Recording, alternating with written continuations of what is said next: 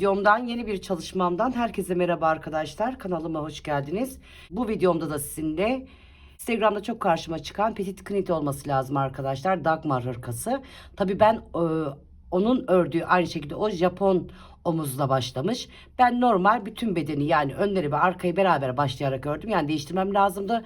Çünkü patenti kendisinin olduğu için sadece ben modelleri uyguladım. Siz tabii Japon omuz olarak da başlayabilirsiniz. Ben bir takım yerlerini değiştirerek ördüm arkadaşlar. Şimdi şöyle 198 tane ilmek attım. Bakın 198 tane ilmek attım. Ön ve arkayı ne demiştik? Beraber öreceğiz demiştik. Tüm bir şekilde öreceğim. Yani yan taraflarda dikiş olmayacak. Daha sonra ön ve arkayı ayrı ayrı örerek bedenlere ayırıp omuzlardan birleştirip kolları başlayacağız. Şimdi ben bu şekilde başladım arkadaşlar. 198 ilmek olarak başladım ve ördüm. Şimdi bu hırkamızı arkadaşlar 5,5 numarayla lastiğini ördüm. 6 numaralı şişle de hırkamı örüyorum. İpim arkadaşlar Himalaya'nın Super Soft Yarn markası. 200 gram ağırlığında, 328 metre uzunluğunda. Bakın burada 5 numara yazıyor. Benim elim sıkı olduğu için, bakın arkadaşlar, burada 5 numara yazıyor. Benim elim sıkı olduğu için ben 6 numaralı şişle örüyorum. Çünkü ip kalın. Neden 5 numara verdiler bilmiyorum ama ip kalın olduğu için 6 numaralı şişle örüyorum. Tabi 4-5 numaraya uygun ipler var. O zaman ilmek sayısı değişir arkadaşlar. Çünkü benim verdiğim ilmek sayısına başlarsanız haliyle küçülür. Ben kendi şişime göre, kendi ipime göre ilmek sayısını verdim. Siz tabi büyük bedenlere göre veya da ince iple örecek olanlar artırarak gidebilirler. İpimizin numarası, İpimizin kolor numarası 814. İpimizin kolor numarası, lot numarası 23 Taksim 0353. Şu şekilde göstereyim. Ben aslında ip markası vermeyecektim arkadaşlar ama Instagram'dan ısrarla yazılıyor ipi söyler misiniz diye. YouTube'dan da aynı şekilde kanalımın yorumlar kısmına yazılıyor.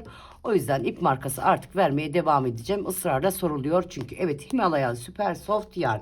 Onunla başladım. 6 numaralı işte örüyorum. Şimdi şöyle sadece bir ön kadar, bakın arkadaşlar. Önde 48 tane ilmek ayıracağım. Arkası 100. Şöyle göstereyim. Pardon. Önde 49 ilmek ayıracağız. Önler 49, arkası 100 ilmek olacak. Toplam 198 ilmek demiştik. Ben şöyle sadece bir önü size anlatacağım. Çünkü belli arkadaşlar. Bal peteği, baklava dilimi ve şöyle göstereyim, bakın. Pirinçten oluşuyor. Bu aralara da burgu koydum. Şöyle göstereyim. Aralarda da küçük burgularımız var. O yüzden bir kısmını, yani baklava dilimini, pirinci ve bal peteğini göstereceğim size. Bu şekilde başlayacaksınız. Evet.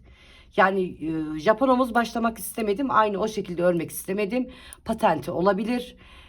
Ki kendisine ait o şekilde de patenti vardır muhakkak. Yani bunu Japonomuz olarak başlayabilirsiniz. Şimdi bakın. Makine lastiğiyle başladım. Şu şekilde göstereyim. İstediğiniz lastikle başlayabilirsiniz. Bir ters, bir düz veya da makine lastiğiyle istediğiniz lastiği uygulayabilirsiniz.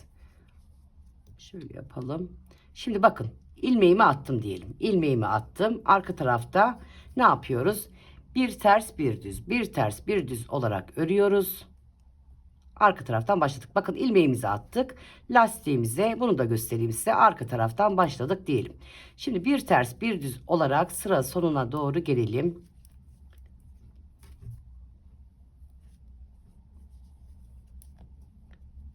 Kaç numarayla öreceksiniz arkadaşlar? Yarım milim lastiğini düşük örün. Atıyorum 5 numarayla öreceksiniz. Lastiğini 4,5'la başlayın derim. Tabii kendi isteğinize göre. Ben o şekilde başladım. Şimdi sıra sonuna kadar bir ters bir düz olarak örelim. Evet, dönüyoruz ön tarafa. Arka tarafta bir ters bir düz, bir ters bir düz ördük. Şimdi bakın, ön tarafta düzleri örmeden aldım. Tersleri ördüm. Düzleri örmeden aldım. Tersleri ördüm. Düzü örmeden aldım. Tersi ördüm. Düzü örmeden aldım. Tersi ördüm. Sıra sonuna kadar tersi örüyoruz. Düzü örmeden alıyoruz. Tersi örüyoruz. Düzü örmeden alıyoruz. Bakın, düzleri örmeden aldım. Tersimizi ördüm. Açık renkli öreyim ki belli olsun dedim arkadaşlar. Evet, sıra sonuna kadar düzleri örmeden aldık ve döndük. Şimdi arka tarafta arkadaşlar bütün ilmeklerimizi ters öreceğiz. Ön tarafta modelimizi koyacağız. Ön tarafta modeli koymak için arka tarafta ben bütün ilmeklerimi ters öreceğim. Aynı şekilde size sıra lastiğini tamamladıktan sonra, bedeninizin lastiğini tamamladıktan sonra arka tarafta bir sıra ters öreceksiniz. Ön tarafta modelimizi koymak için diyelim. Evet, arka tarafta bütün sırayı ters örüyoruz. Evet, arka taraftan ters örerek geldik. Şimdi modeli koyuyoruz arkadaşlar. Bakın. Önce 17 ilmek bal peteğini koyacağız. Daha sonra bir ters, iki ilmek burgumuz var. Bakın arkadaşlar, burgumuz var. 2 ilmek halinde yapıyoruz. Daha sonra baklava dilimini koyacağız. Daha sonra bakın buradaki bir yarısını pirincimizi koyacağız. Yani buradan bu şekilde göstereceğim. Aynı şekilde devam ediyor. Evet, şimdi modelimize başlıyoruz arkadaşlar. Bu şekilde aldık. Daha sonra 4 ilmek üzerinden kuruyoruz. Şimdi bakın. Arkadaki 2 ilmeğimi alıyorum. 2 ilmeğimi arka taraftan aldım. Ön taraftaki 2 ilmeğimi de yine ön taraftan alıyorum. Bu şekilde bakın. 4 ilmeğimi örüyorum. 1 2 3 ve 4. Buradaki 4 ilmeğimi de bakın tam tersine. Burada sol tarafa, burada sağ tarafa. Hemen arka taraftaki ilmeğimi bu sefer ön tarafa getiriyorum. Ön taraftaki 2 ilmeğimi de arka taraftan aldım. Bakın. Örüyorum. 1 2 3 ve 4. Bakın. 4 ilmeğimiz sola doğru, 4 ilmeğimiz sağa doğru yaptık. Vurgumuzu yaptık. Tekrar bakın. 1 2 3 4. 4 ilmeğimle kuruyorum. Arka taraftaki 2 ilmeğimi arka taraftan aldım. Ön taraftan 2 ilmeğimi de ön taraftan aldım. Bu şekilde vurgumu yaptım. 1 2 3 4. Şimdi tam zıttını yapıyorum. Arka taraftaki ilmeği ön tarafa, ön taraftaki ilmeği arka tarafa aldım. Arka taraftaki 2 ilmeğimi de ön taraftan aldım. Öne getirdim. 4 ilmeğimi örüyorum. Şimdi sayalım. 17 ilmeğimizi bal peteğine ayırmıştık ön tarafta. 1 2 3 4 5 6 7 8 9 10 11 12 13 14 15 16 ve 17. Bakın şimdi buradan devam ediyoruz. Göstererek örelim ki tersimizi örüyoruz, burgumuzu örüyoruz, baklava dilimimizi koyacağız. Bir ters ördüm. Bakın 2 ilmeğimiz bu yan taraf devamlı yan tarafta, pirinçlerin yan tarafında, baklava dilimlerinin yan tarafında, bal peteğinin yan tarafında devamlı koyduğumuz burgularımız olacak. Bu 2 ilmeğimizin burgusunu yapıyorum. Şöyle yapalım. Bakın. Arka taraftaki ilmeğimi alıyorum. Arka taraftan ön taraftaki ilmeğimi ön taraftan alıyorum. Yer değiştiriyorum. 2 ilmeğimi ördüm. Bir ters örüyorum. Bakın. Bal peteğini yaptım. Bittikten sonra modelim bir ters ördüm. Bir ters ördükten sonra 2 ilmekle burgumu yaptım. Küçük bir burgu yapıyoruz arkadaşlar. Burgumu yaptım. Bir ters ördüm. Şimdi baklava dilimimi örüyorum. Bakın. 1 2 3 4 5 6 4 ilmeğimizi bakın bu şekilde 4 ilmeğimizin burgusunu yapıyoruz. Arka taraftaki 2 ilmeğimi aldım. Burgumu yaptım. Daha sonra baklava dilimine geçeceğiz arkadaşlar. İlk burgumuzu yapacağız. Ön taraftaki 2 ilmeğimi de ön taraftan alıp arka tarafa getirdim.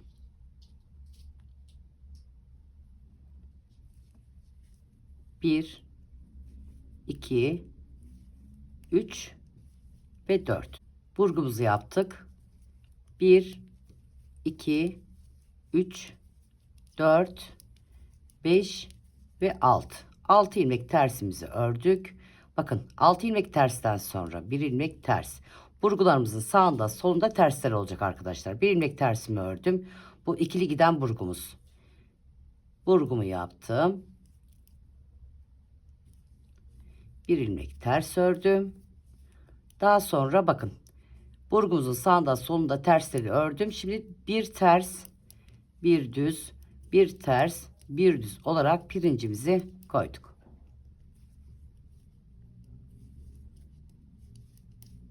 Evet, arka tarafta geldiği gibi öreceğiz ama pirincimiz arkadaşlar yer değiştirecek. Düzleri ters, tersleri düz, düzleri ters, tersleri düz olarak öreceğiz. Şöyle göstereyim bakın. Bu şekilde bir düz bir ters, arka tarafta da düzleri ters, tersleri düz olarak öreceğiz. Tekli pirinç.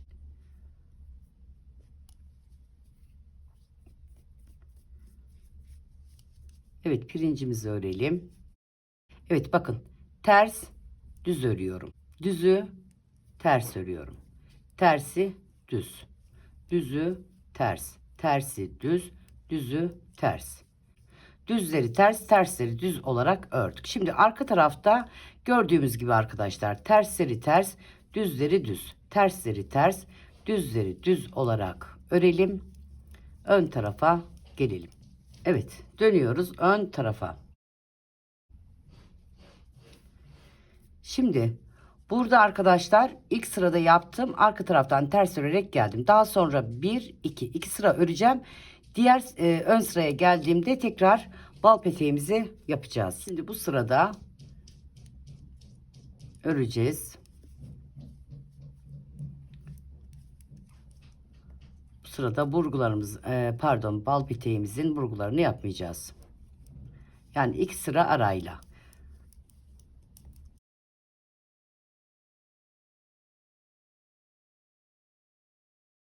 Bakın terse geldik. Tersi örüyorum.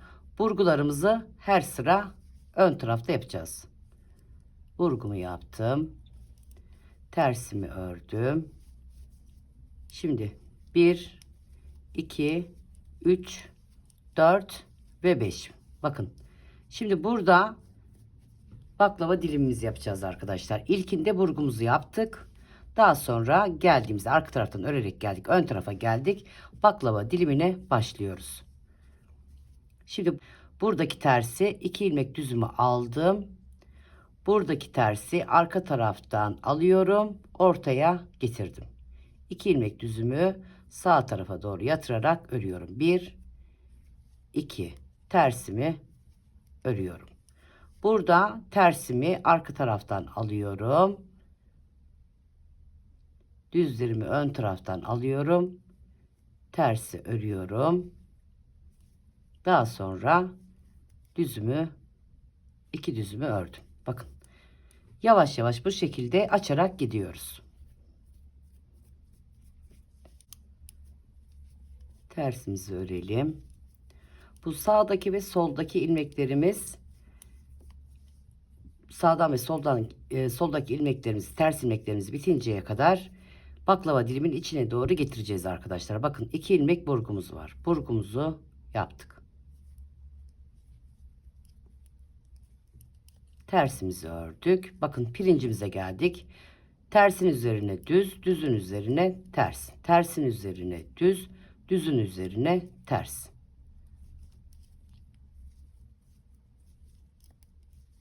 Evet. Arka tarafta geldiği gibi örüyoruz. Ama pirinçlerimizin yerleri değişiyor.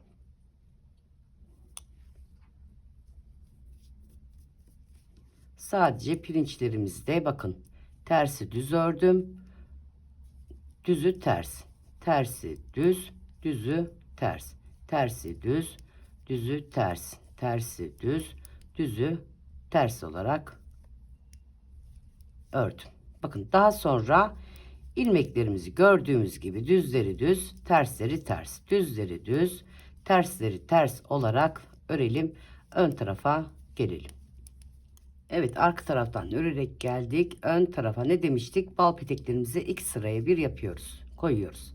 Şimdi burada bakın 4 ilmeğimi ikisini önden ikisini arkadan aldım. Şimdi tam tersini yapacağım. 4 ilmeğimi bakın tam tersi çıkardım, 4 ilmeğimi ön taraftakini arka taraftan alıyorum. Arka taraftakini ön taraftan alarak burgumu yaptım. 1 2 3 ve 4. Bakın tam tersini yaptım. İlk dörtlü ilmeğimde burguyu yaparken sola doğru yapmıştım. Şimdi sağa doğru yaptık. Bu hizadan takip edeceksiniz arkadaşlar. Bakın burada sağa doğru. Şimdi bu 4 ilmeğimizi sola doğru. Tam tersine. 2 ilmeğimi aldım arka taraftan. Arka taraftaki 2 ilmeğimi aldım arka taraftan. Ön taraftaki 2 ilmeğimi aldım ön taraftan. Tam tersini yapıyoruz. Kaydırıyoruz. 1 2 3 4. Evet, bakın. Birbirine bakacak burgularımız. 4 ilmeğimi çıkardım. Bakın burada sola doğru yapmışım. Şimdi sağa doğru. Yani burada burgularımız iç içe gelecek. Birbirlerine bakacak. 4 ilmeğimi aldım. Bakın ön taraftaki ilmeğimi bu sefer arka tarafa, arka taraftaki ilmeğimi de ön taraftan alarak ön tarafa getirdim. Bakın 4 ilmeğimi ördüm.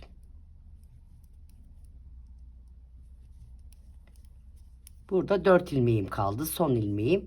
Bakın sağa doğru. Burada şimdi sola doğru yapacağım. Arka taraftan 2 ilmeğimi alıyorum. Ön taraftaki 2 ilmeğimi de arka tarafa alıyor. Bakın. Arka taraftaki 2 ilmeğimi arka taraftan, ön taraftaki 2 ilmeğimi de ön taraftan arka tarafa doğru aldım.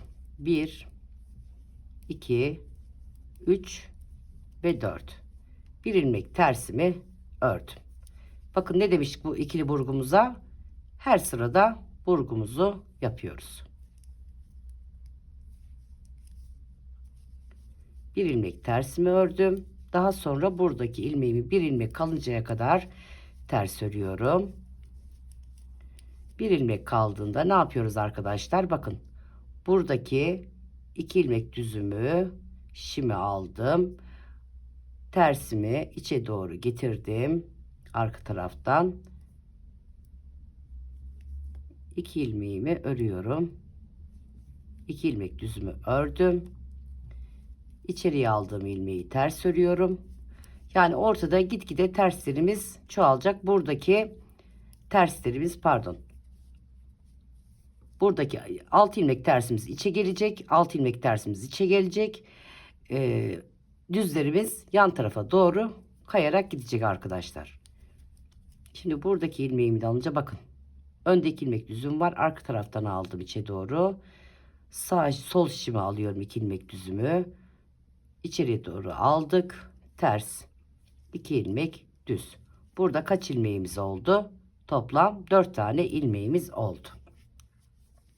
Şimdi burada 6'şar tane ilmeğimiz vardı. Gitgide içte birikecek arkadaşlar. 12 tane ilmeğimiz olacak ortada.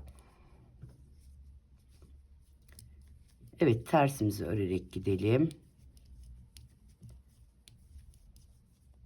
Unutmayalım, burgumuzun sağında solunda birer ilmek tersimiz var. Evet, bakın.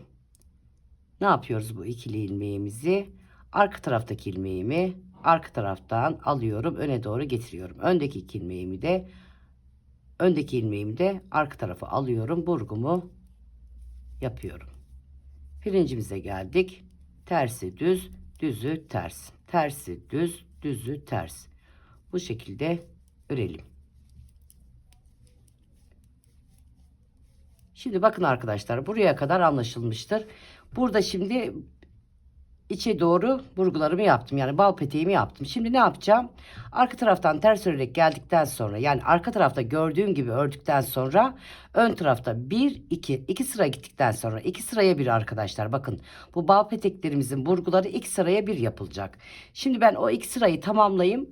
Burada da ne yapıyoruz arkadaşlar? Birer ilmek içe doğru alıyoruz. Birer ilmek içe doğru alıyoruz. Şimdi ben 2 sırayı tamamlayıp hemen dönüyorum.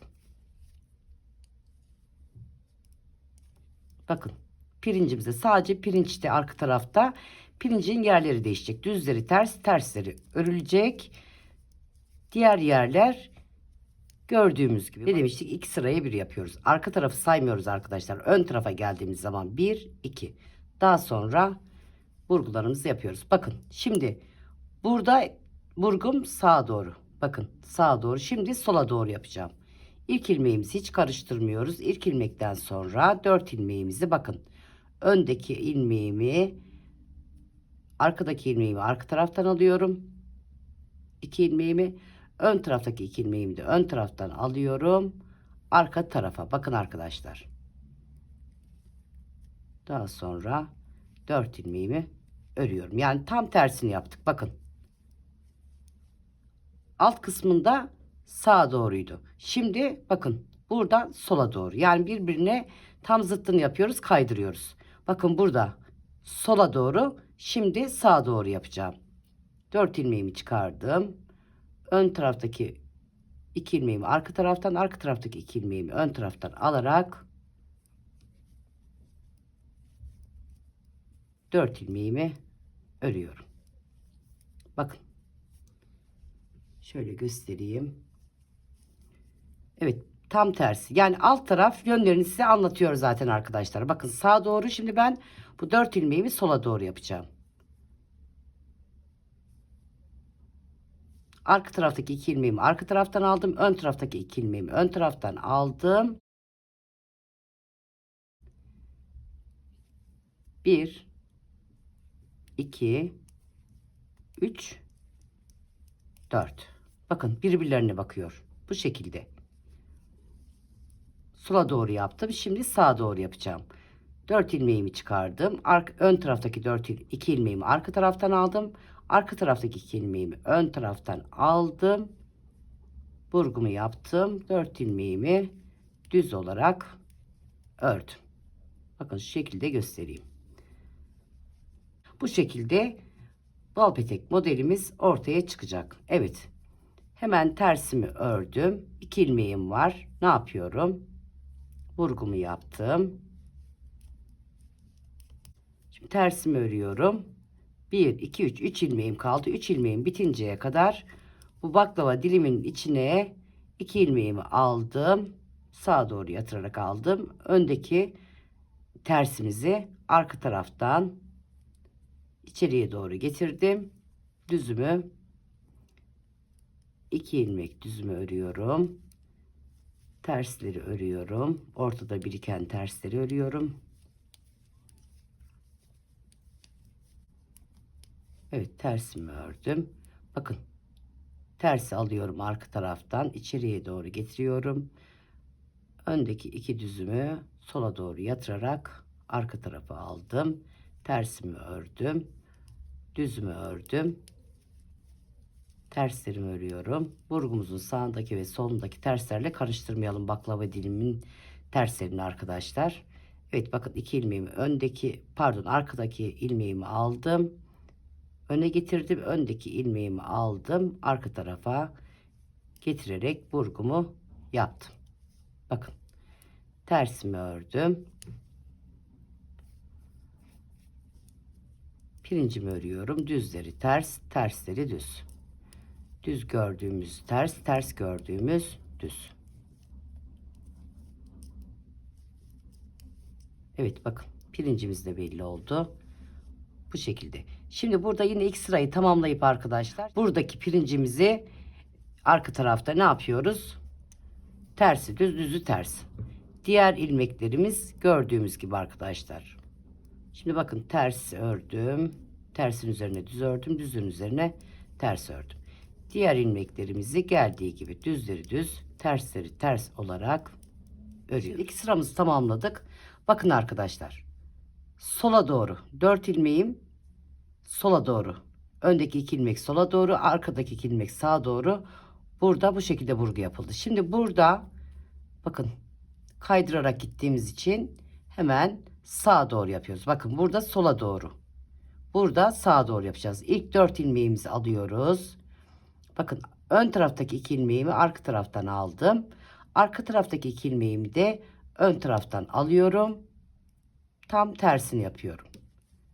1 2 3 ve 4. Bakın sola doğru yapacağız. Arka taraftan 2 ilmeğimi aldım. Ön taraftan da 2 ilmeğimi arka tarafa aldım. Ne yapıyorum? Sola doğru burgumu yaptım. Baklava dilim, pardon, bal peteğimiz de bu şekilde devam edecek arkadaşlar. Bakın, sola doğru burada. Şimdi sağa doğru yapacağız. Yani bu aralarda iç içe birbirine dönerek gelecek. Sola doğru, sağa doğru, sola doğru, sağa doğru. Bu şekilde kaydırarak devam edeceğiz. Şimdi sola doğru yapacağız. Ön taraftan 2 ilmeğimi aldım. Arka taraftaki 2 ilmeğimi de ön taraftan aldım. Pardon, sağa doğru yapıyorum. Vurgumu yaptım. 4 ilmeğimi örüyorum. Bakın arkadaşlar. Burada sağa doğru. Şimdi sola doğru. Son 4 ilmeğimi de sola doğru yapıyorum. Yanlış yapmadan gidersiniz. Bal peteği modelimiz de bu şekilde. Şimdi baklava dilimimize doğru gelelim. Oradaki son ilmeğimizi de içeriye doğru alacağız. Tersimizi ördük. Bakın. Arka taraftan aldım burgumu. Ön taraftaki burgumu da ön taraftan aldım. 2 ilmeğimin burgusunu yaptım. Tersimi ördüm. Bakın, son tersim. 2 ilmeğimi sağa doğru aldım ön taraftan. Arkadaki tersimi de arka taraftan ön tarafa aldım. Bu şekilde bakın tamamladık. Ön tarafa ortaya bütün ilmeklerimiz, yani sağdaki ve soldaki ilmeklerimiz bitinceye kadar içe doğru alıyoruz. Düzlerimizi yan tarafa kaydırıyoruz. Bakın, son ilmeğimi alacağım arka taraftan içe doğru. Öndeki 2 ilmek düzümü de bakın sola doğru yatırarak aldım. Tersimi ördüm. Burada 12 ilmek düzümüz oldu. Sayalım. 2, 4, 6, 8, 10, 12. Evet, artık kapatma işlemine geçeceğiz arkadaşlar. Ön tarafa geleceğiz. Ön tarafta şurada göstereyim ben size. Burgumu yaptım. İkili burgumu. Tersimi ördüm. Pirincimi örüyorum. Düzleri ters, tersleri düz. Düzleri ters, tersleri düz olarak örüyoruz. Evet, bakın. Şimdi buraya kadar arkadaşlar şöyle göstereyim.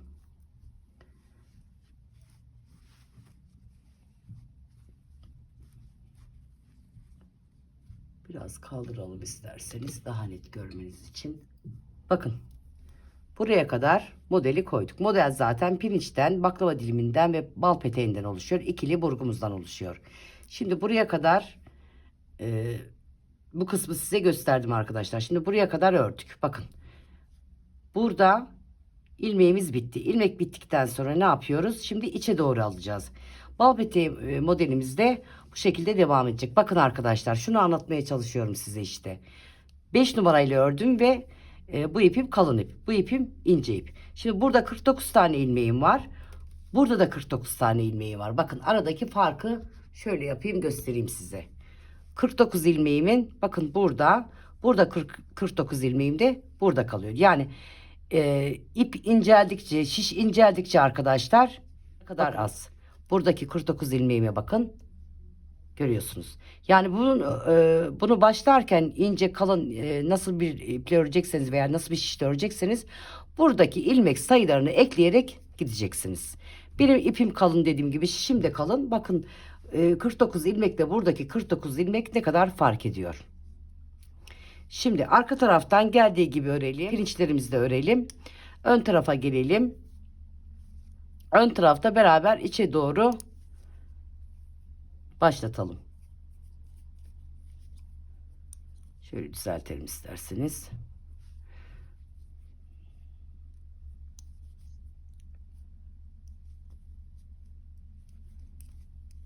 Evet, düzlerin, terslerin yerleri değişiyor. Evet, ön tarafa geldik. Şöyle yapalım.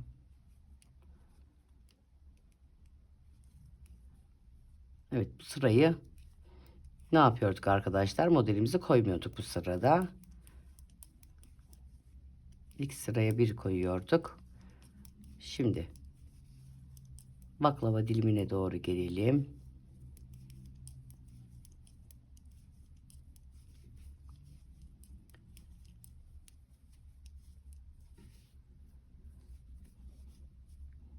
Burgumuzu, ikili burgumuzu yapalım.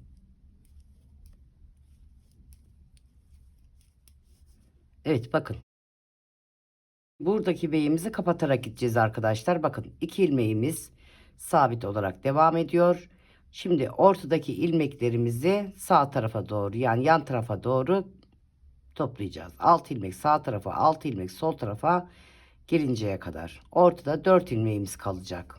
Bakın, ortada 4 ilmeğimiz kaldığında bu şekilde 2 sıra örüp burgumuzu yapacağız. 2 sıra öreceğiz. Tekrar baklava dilimine geçeceğiz. Şimdi bakın, dışa doğru terslerimi almaya başladım. Örüyorum. 2 ilmek düzümü. Şimdi içe doğru, bakın. İçteki ilmeklerimizi de dışa doğru bitinceye kadar. Yani orta tarafta, ortada arkadaşlar, 2 ilmek sağda, 2 ilmek solda, 4 ilmek düzümüz kalıncaya kadar ortadaki ilmeklerimizi bitiriyoruz. Bakın, tersimize geldik. Hemen 2 ilmek düzümüzü ön taraftan aldık ortaya doğru. Ortadaki ilmeğimizde, bakın, içte olan ilmeğimizde arka taraftan aldık. 2 ilmek düzümüzü ördük. Tersimizi ördük. Şimdi sağdaki ve soldaki ilmeklerimiz çoğalacak. Şimdi bir daha beraber yapalım. Ön tarafa gelelim arkadaşlar. Daha sonra içe doğru ilmeklerimiz bitinceye kadar öreceğim ben. Burgumuzda, buradaki burgumuzda isterseniz beraber yapalım. Daha sonra bu videomu tamamlayacağım. Bunu birinci bölüm olarak paylaşacağım. Bakın arkadaşlar, kemer hizasında, yani kemerin bir tık aşağısında basene de yakın olacak benim. O yüzden 30 santim ördüm. Kol kısmında 22-23 santim öreceğim. Tabii bu bloklanma olacak. Haliyle biraz daha aşağı inecek. İsteyen bunu kendi, yani isteyen derken arkadaşlar, herkes kendi istediği uzunluğa göre basen ortası, basen altı, kemer hizası o uzunluğu, o uzunluğa kadar örecek. Daha sonra benim gibi, şimdi ben ilk başlangıçta size başlayacağım. Bölmeler yapacak. Önler, arkalar, önler, ön, arka, ön bitecek. Kollara geçeceğiz. O yüzden bunu ben birinci bölüm olarak paylaşacağım. İkinci bölümde beraber devam edeceğiz. Bedenin lastiğini yapacağız. Yan lastiği yapacağız. Yakayı yapacağız. Kolları yapacağız. İkinci bölümü de bu şekilde noktalayacağız. Evet, arka tarafta geldiği gibi örelim.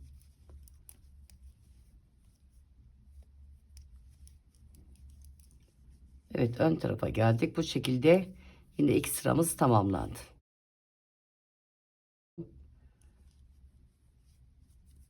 Bakın, sağa doğru, burada şimdi sola doğru yapacağız. Yani kaydırıyoruz modelimizi.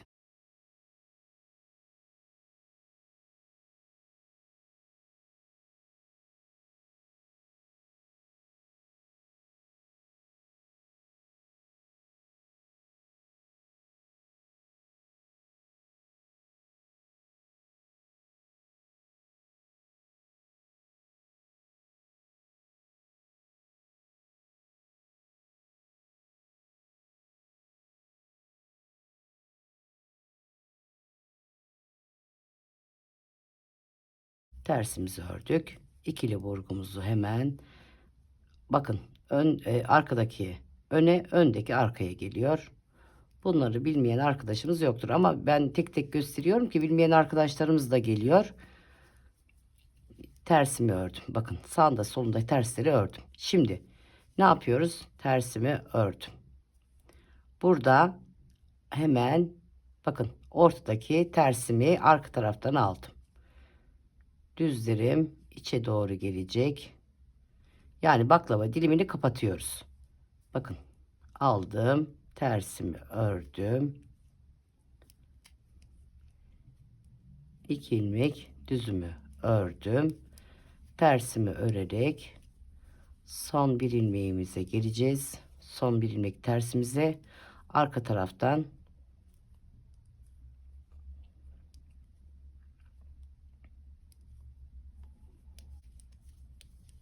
ön tarafa alacağız. Bakın, 2 ilmeğimi aldım sağ şişime. Ortadaki ilmeği arka taraftan aldım. Arka tarafa, bakın, buradaki ilmeklerimizi Diğerlerini değiştiriyoruz. Şimdi buralardaki ilmeklerimiz 6 ilmek oluncaya kadar devam edeceğiz. Bakın arkadaşlar, şimdi içe doğru. Buradan alıyoruz. Beni o kadar sinir etti ki bu şiş. Şimdi buradaki ilmeklerimizi, terslerimizi alıyoruz. Sağ tarafa, sol tarafa biriktirerek 6 ilmek burada, 6 ilmek olacak. Buradaki ikişer ilmeğimiz ortada birleşecek arkadaşlar. Burgumuzu yapalım. Bakın arka taraftan aldım. Ön taraftakini de ön taraftan aldım. Sağa sola yatırarak ördüm. Tersimi ördüm. Şimdi arkadaşlar ortada, yani baklava dilimimizin ortasına 4 ilmek kalıncaya kadar öreceğiz. İçerideki ilmeklerimizi dışarıya doğru getireceğiz. Buralarda tekrar 6'şar ilmeğimiz olacak. Şimdi ben buradaki ilmekleri yan taraflara bitirerek öreceğim. Ortada 4 ilmek düzümüz kalıncaya kadar devam edeceğim. Daha sonra hemen dönüyorum. Evet, bakın son 2 ilmeğimiz kaldı. Bunu da beraber yapalım. Ne demiştik? Sağda ve solda 6 ilmeğimiz tekrar baklava dilimini kapatırken oluşmaya başladı. Bakın. Hemen arka taraftan ilmeğimi aldım. Ters ilmeğimi. Düzümü içe doğru getirdim. Tersimi örüyorum. 2 ilmek düzümü ördüm. Bakın. İlmeğimi içe doğru getirdim. 2 ilmeğimi, ortadaki ilmeğimi sola geçirerek arka taraftan tekrar 6 ilmeğimiz sağda ve solda oluştu. Şimdi şu şekilde göstereyim.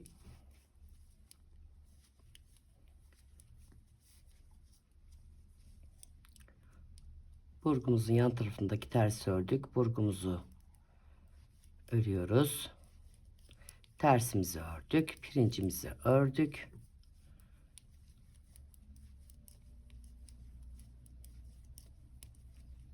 Şimdi burada bakın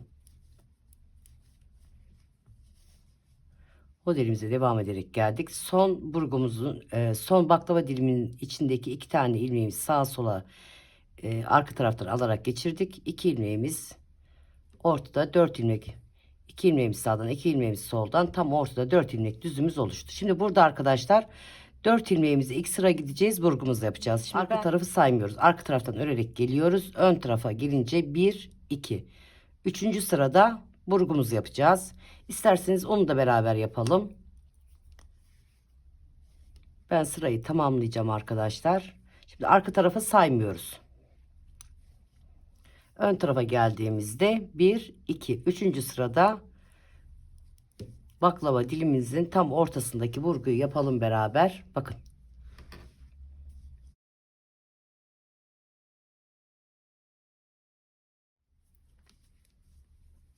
Evet, 2 sırayı tamamladım.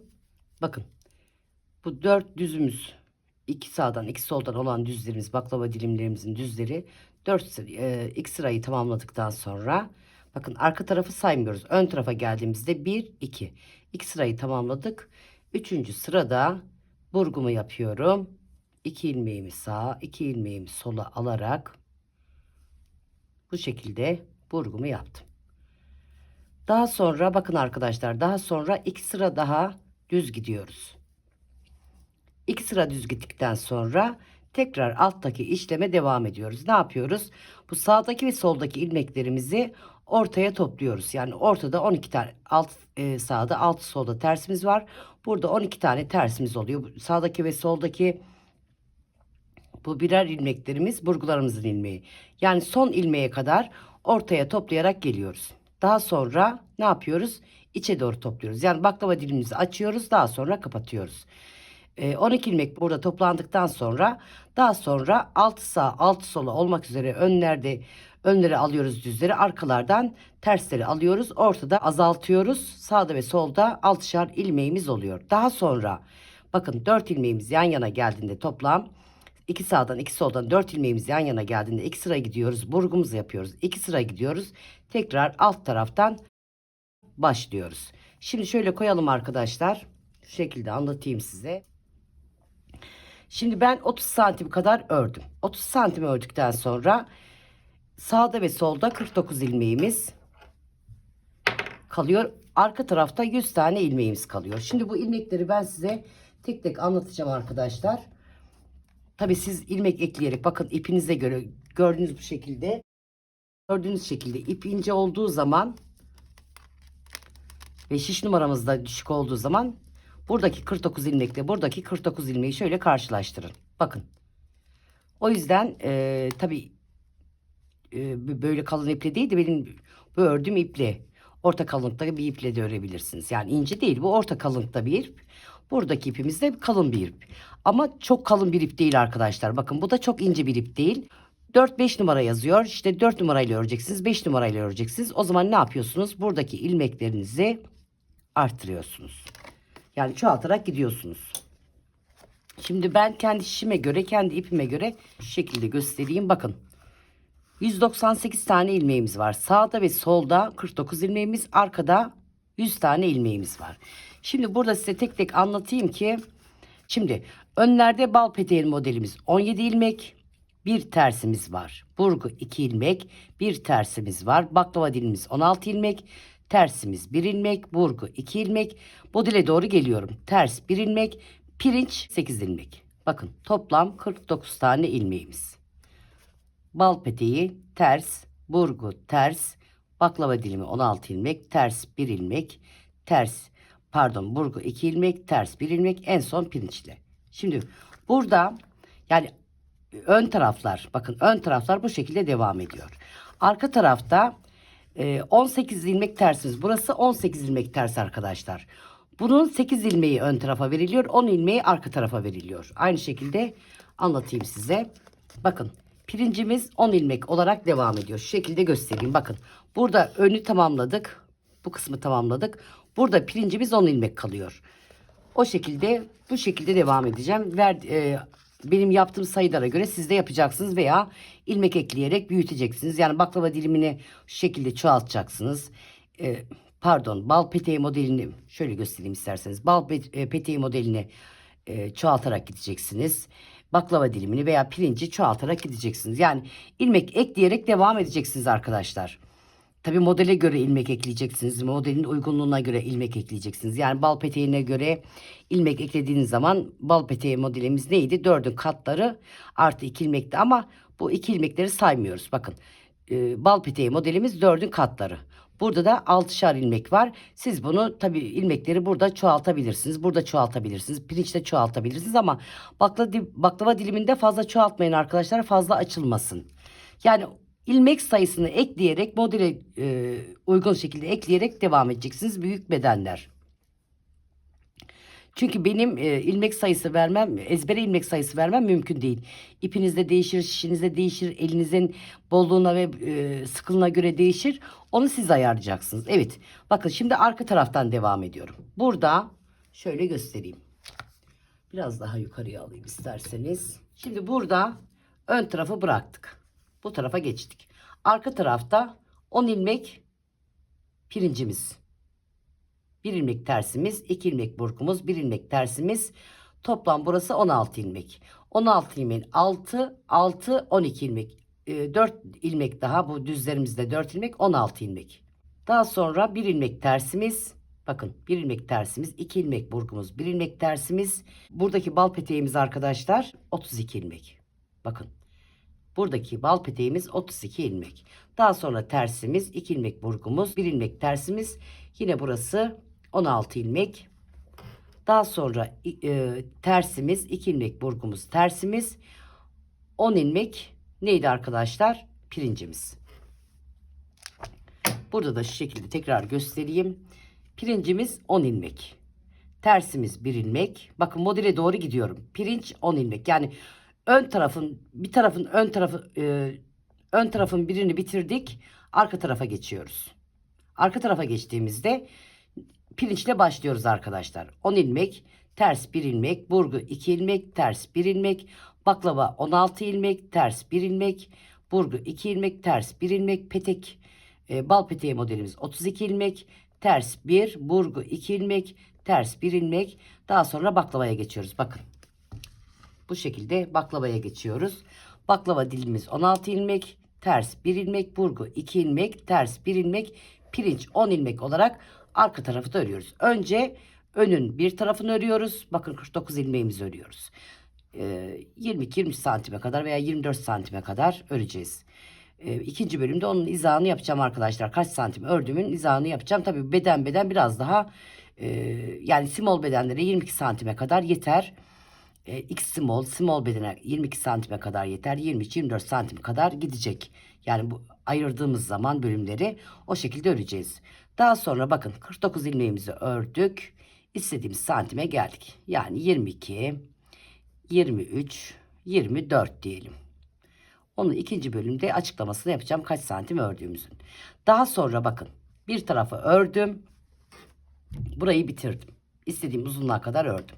Tabi burada yaka kesimi de yapılacak arkadaşlar. Bunu ikinci bölümde yuvarlak yaka olacak. Yaka kesimi yapacağız. Arka tarafı da istediğim uzunlukta ördüm. Ense kesimi yapacağım arka tarafta da. Daha sonra ne yapıyorum? Arkayı bitirdim. İstediğim santime 22-23 santime kadar geldim. Daha sonra en son bu tarafı örüyorum. Bakın en son bu tarafı örüyorum.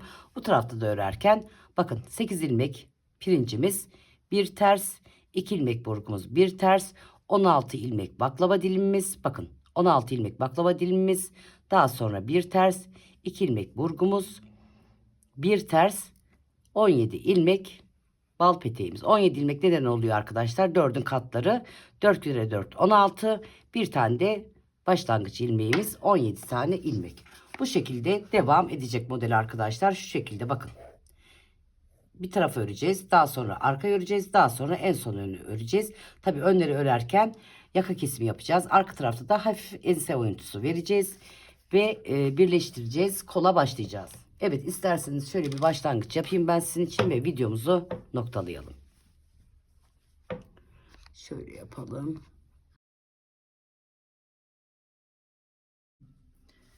Şimdi buradaki 49 ilmeğime kadar öreceğim. Döneceğim. Yani istediğim uzunluğa kadar öreceğim. Tabi istediğim uzunluğa kadar derken aynı zamanda burada yaka kesimi yapacağız. Siz de modeli anlayarak başlarsınız. Dediğim gibi arkadaşlar bakın bu kol ayrımında istediğiniz uzunluğa kadar, ben bunu işte kemer hizası dediğim gibi kemerden biraz daha aşağıda olacak 30 santim kadar ördüm. Siz orayı 40 santim örebilirsiniz. 45 santim, 50 santim, yani istediğiniz uzunluğa kadar öreceksiniz. Daha sonra koldan yukarı kısmını öreceksiniz.